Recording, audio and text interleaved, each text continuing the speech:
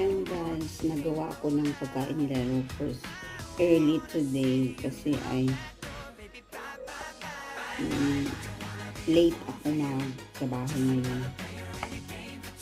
Tapos binigay ko na yung food ni Rufus. Kasi minsan ayaw niya kumain eh. Si Luca, okay lang yung si Luca kasi makain niya. Inubos niya yung pagkain. So, niliit-liit yung food ni Rufus. Kasi ay hindi yan kakain pag yung malaking hiwa. Ayan. Pero ka. Itlog kasi ito sa pugo, guys. Ang